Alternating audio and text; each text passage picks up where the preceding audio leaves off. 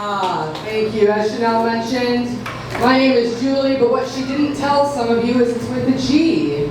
No. It's spelled Gylije.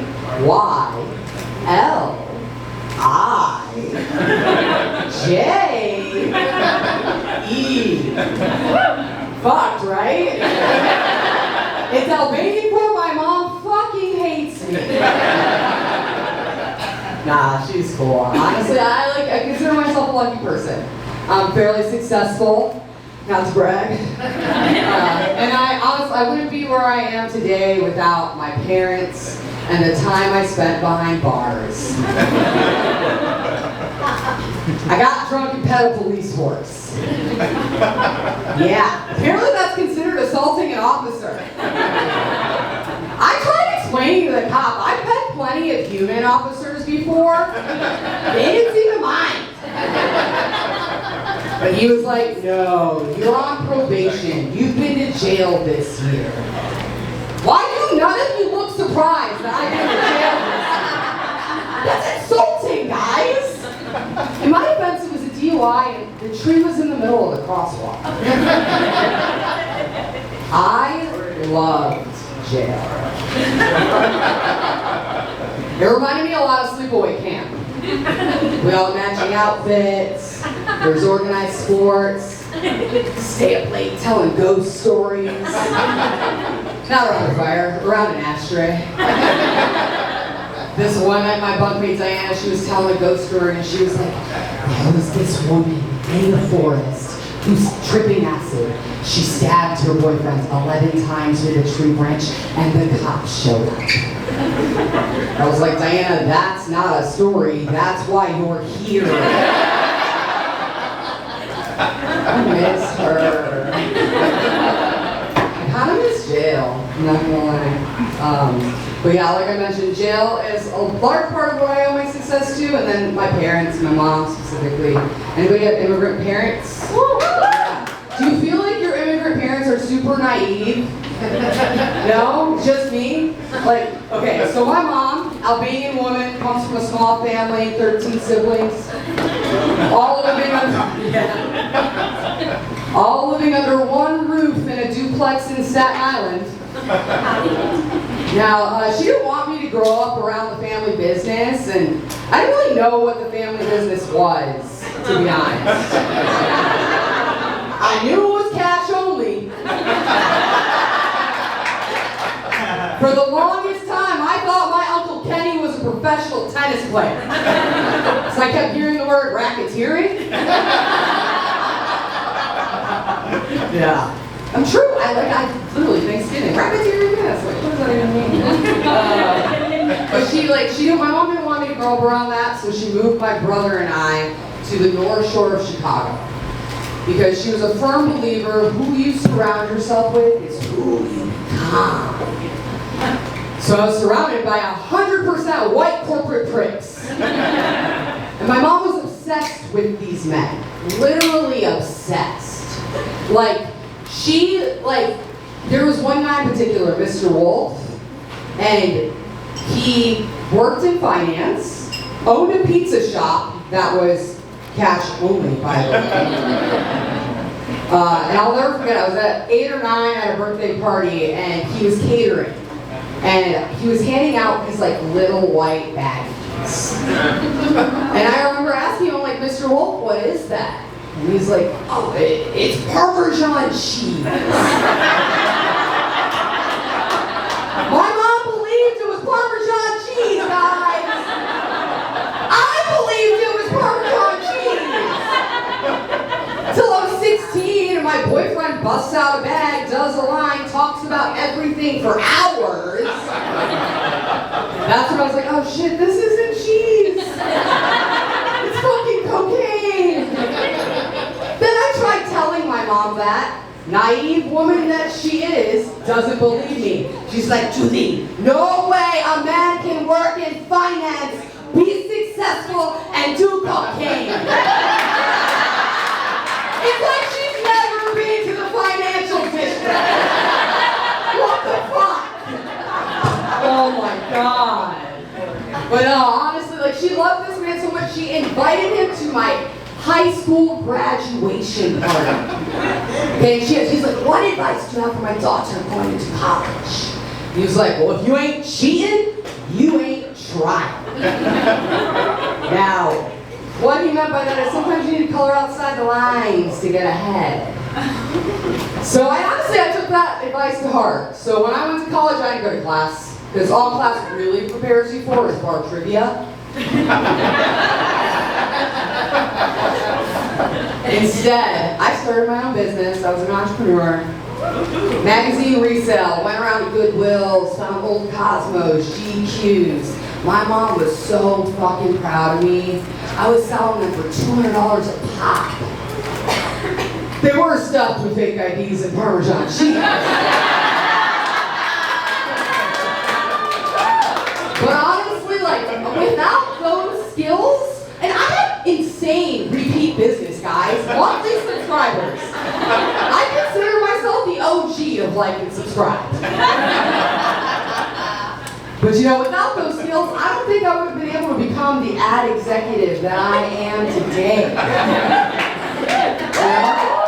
I mean, think about it. Relationships, negotiations, customer loyalty, totally equipped me. But you know, I'm not saying I'm proud of what I did, but I was pulling in 6 figures. But honestly, like, I'm thankful that my mom decided to surround me by a higher class of criminal. Because I wouldn't have gotten to where I am today. I ran into my ex-boyfriend yesterday. His name was Jimmy. He was a bartender. Not my most qualified. And honestly, like, I didn't think we ended things that poorly until he was like, are you still treating your boyfriends like employees? I'm like, that's unnecessary. But let's put a pin in it. I'll circle back with you.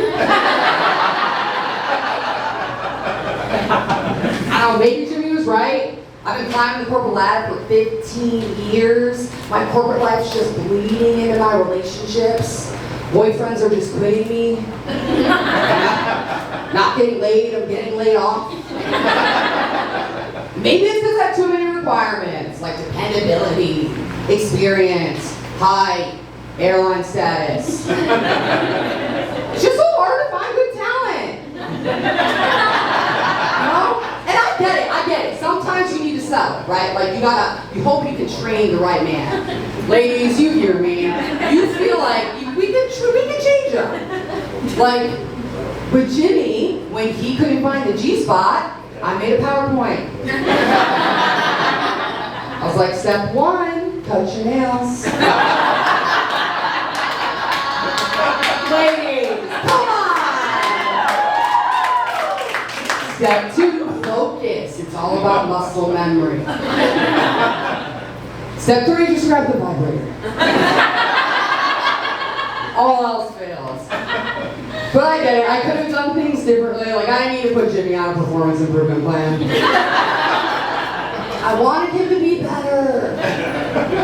But it's fine. I decided I'm going to stop promoting boyfriends to bartenders. Or bartenders to boyfriends.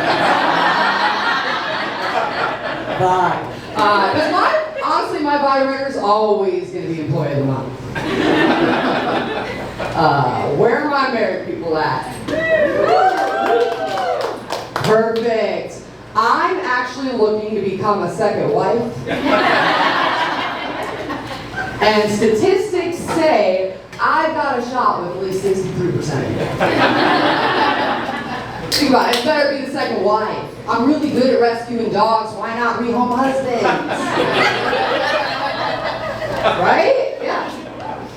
Plus, like, I'm pretty qualified to be a second wife. You know, I always know what I want for dinner. Can you say that, ma'am? I didn't think so. I'm never going to ask a man to build anything. I'm going to hire a contractor. And I put out on more than just birthdays. Unless they suck in bed, then I hire a contractor.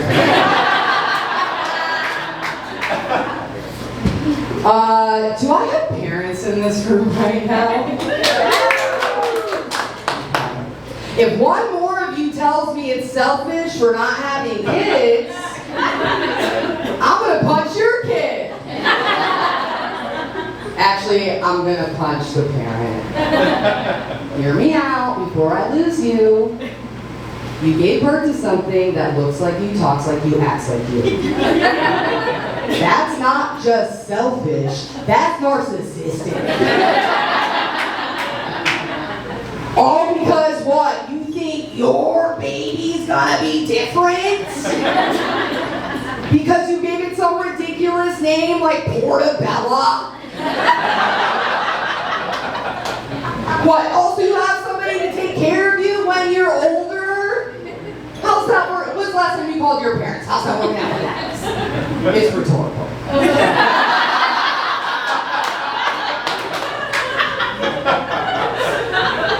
Honestly, if I wanted to spend my life taking care of somebody who can't talk, can't dress themselves, and doesn't listen, I would get a husband.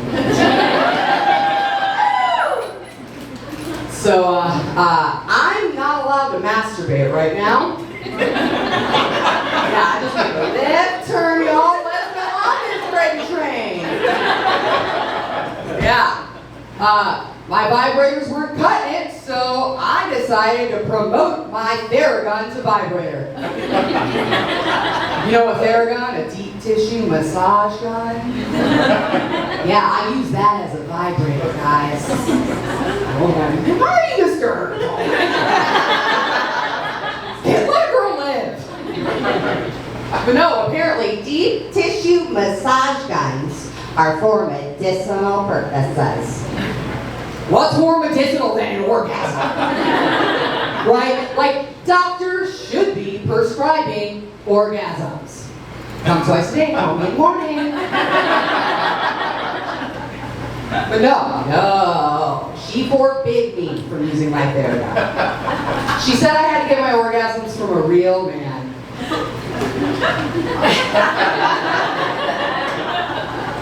A real man. A real man doesn't guarantee me an orgasm. My Theragun's 99% effective. Still better, guys. Then I hook my blender up to a tickle me all night.